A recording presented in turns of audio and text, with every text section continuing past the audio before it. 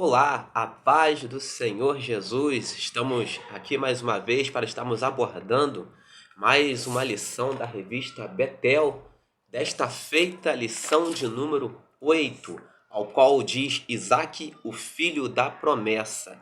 Conforme a proposta deste canal, nós vamos estar abordando de forma sucinta a respeito das lições da nossa revista Betel. Texto áureo diz assim: e a sua mão estendida está. Quem, pois, a fará voltar atrás? Está lá registrado em Isaías 14, 27, a parte B. Texto de referência, Gênesis capítulo 26, versos 22, 23, 24 e 25, o qual você vai estar lendo aí com seus alunos na sua classe. Eu me chamo presbítero Rafael Cardoso, sou estudante de teologia e faço parte da Assembleia de Deus. Pois bem, vamos lá ao que interessa, tratar de forma sucinta sobre este assunto. Porque Isaque era o filho da promessa? Essa é a primeira pergunta ao qual nos vem à mente. A revista se propõe a falar sobre o Isaque, o filho da promessa. E por que Isaque era o filho da promessa? Note bem, ninguém chega a um determinado lugar sem antes ter uma base. Como assim? De repente um garoto, ele de repente sonha em ser um jogador de futebol, porque quando, na sua infância, ele viu lá um craque, um determinado jogador ao qual fazia muito sucesso, marcava muitos gols, e aquele jogador marcou a vida dele, chamou a vida dele, ele teve o desejo de querer ser parecido, ser igual àquele jogador. Então ele vai querer ser um jogador de futebol porque ele viu alguém que era para ele uma referência. Um mecânico, por vezes, vai ser um mecânico porque tinha uma referência, um amigo que era um mecânico, que ele gostou, se interessou por aquilo. O pai, que era um mecânico e passou de pai para filho. Muitas profissões são passadas, muitas das vezes, de pai para filho. Alguém, de repente, é técnico em refrigeração, o filho vai seguir o exemplo. Alguém, de repente, é médico, o filho vai seguir o exemplo do pai porque teve uma referência. Alguém é um advogado, o filho vai seguir, ou a filha vai seguir o exemplo do pai porque teve uma referência. Então, nós entendemos que tudo passa por uma referência.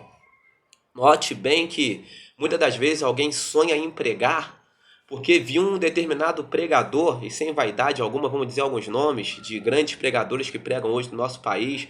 De repente viu Marcos Feliciano pregando, viu Camila Barros pregando, viu de repente tantos outros pregadores bons que nós temos hoje no nosso país, que pregam a palavra de Deus e já passaram e pregaram.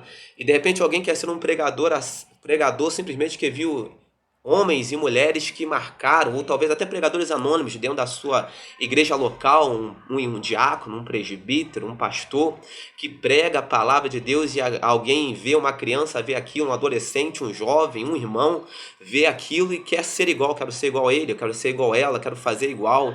De repente alguém sonha em ser batizado com o Espírito Santo, porque viu uma irmã marchando no poder, cheia da autoridade, entregando profecia, e falou: eu quero ser igual a ela, eu quero ser igual àquele irmão. Então, tudo na vida nós precisamos ter uma referência para queremos fazer igual.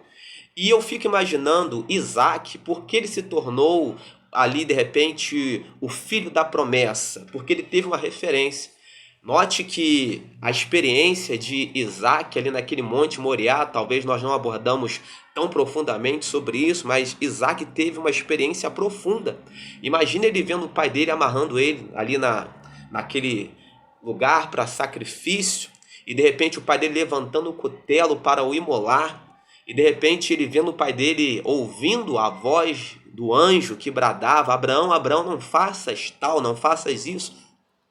E aquilo ficou marcado, acredito eu, no subconsciente de Isaque, ficou marcado na consciência de Isaque para sempre.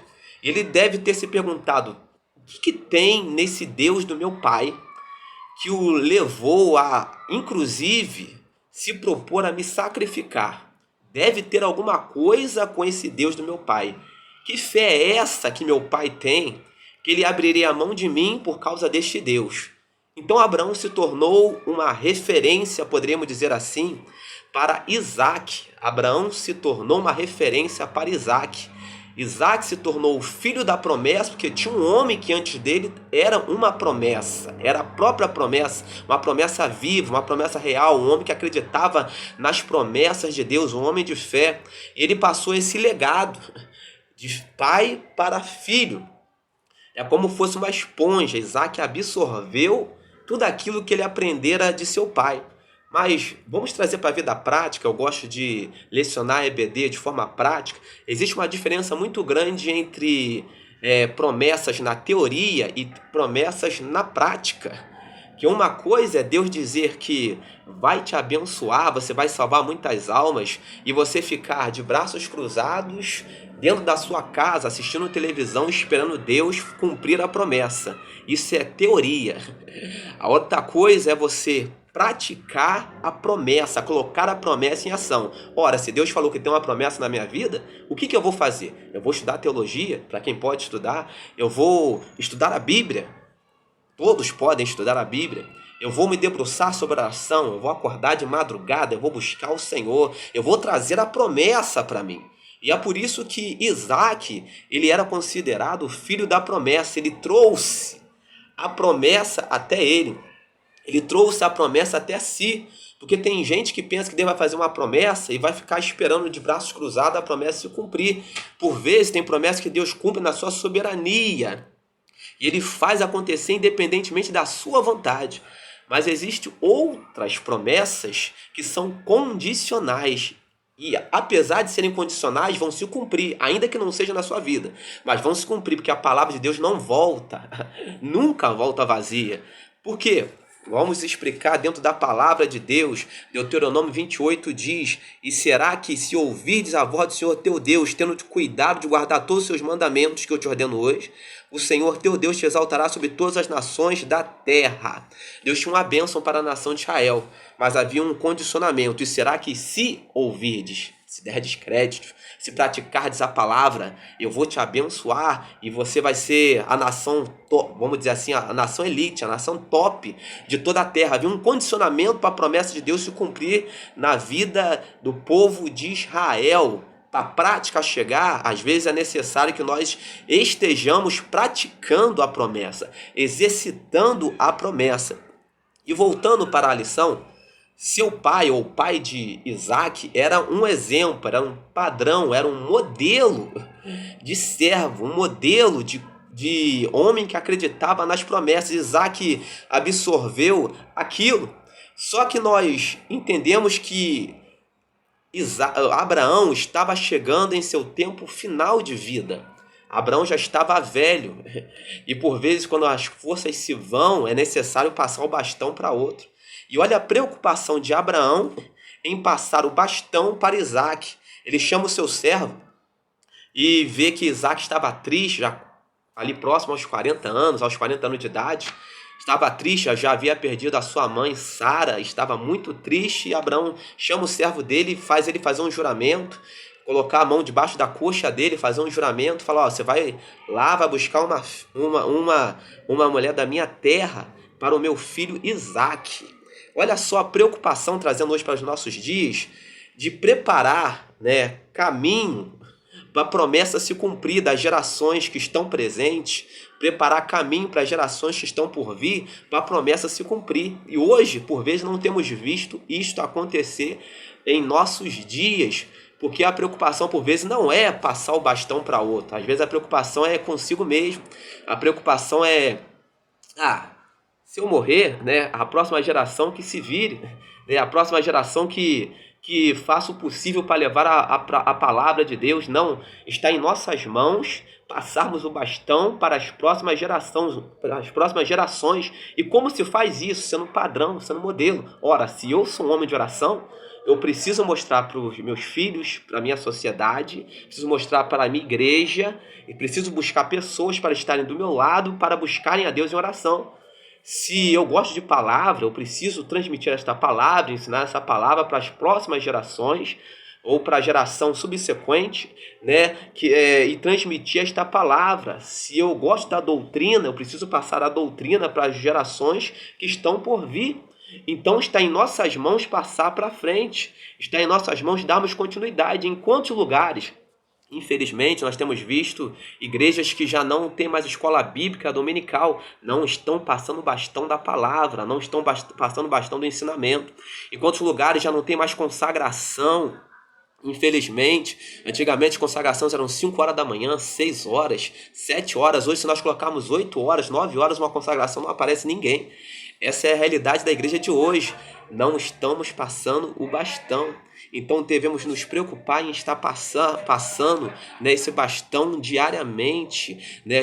Devemos nos preocupar em estar passando, dando continuidade àquilo que o Senhor colocou em nossas mãos. E olha a preocupação de Abraão: eu vou passar o bastão, eu vou passar isso para frente, eu vou preparar o caminho para Isaac, preparar caminhos para outros passar. Antigamente nós tínhamos os chamados filhos na fé, ouvimos muito esta expressão, e hoje pouco ouvimos esta expressão, pessoas que são, né, filhos na fé de alguém, alguém que é pai, né, da fé de alguém. Por quê? Porque as pessoas hoje não estão preocupadas em cuidar, em apacentar, porque dá trabalho. Olha, Paulo, na sua velhice, ele se preocupou em instruir Timóteo. Tu, pois, meu filho, fortifica-te na graça que há no Senhor Jesus Cristo. Ele dizia isso, né? E o que de mim aprendeste, transmite, passa para frente, né? Se mantém naquilo que eu te ensinei.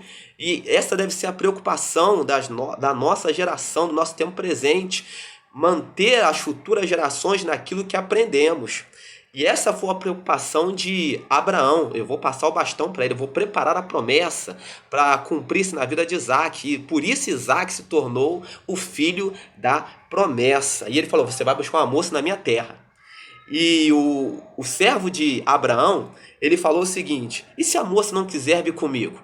Eu levo Isaac para lá de novo? Trazendo hoje para os nossos dias, tanta gente querendo voltar para onde Deus já tirou. Tantos crentes voltando, retrocedendo de onde Deus já tirou, já arrancou há muito tempo. E Abraão falou: de forma alguma, você não vai levar meu filho para trás de novo, para a terra de onde eu saí. E trazendo hoje para os nossos dias, porque muitos hoje não alcançam a promessa.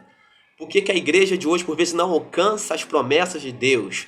Porque, por vezes, os que eram para serem filhos da promessa estão voltando para onde saíram, estão voltando para indecência, estão voltando para imoralidade, estão voltando para o nada a ver. Isso não tem nada a ver, não tem nada a ver eu me vestir de uma forma assim, de uma forma assada, de eu me pintar de uma forma assim, de eu me vestir assim, de eu estar assim, de eu fazer isso, de eu beber socialmente, de eu de repente fazer isso, ouvir uma musiquinha secular. Não tem nada a ver, está voltando para onde Deus já tirou.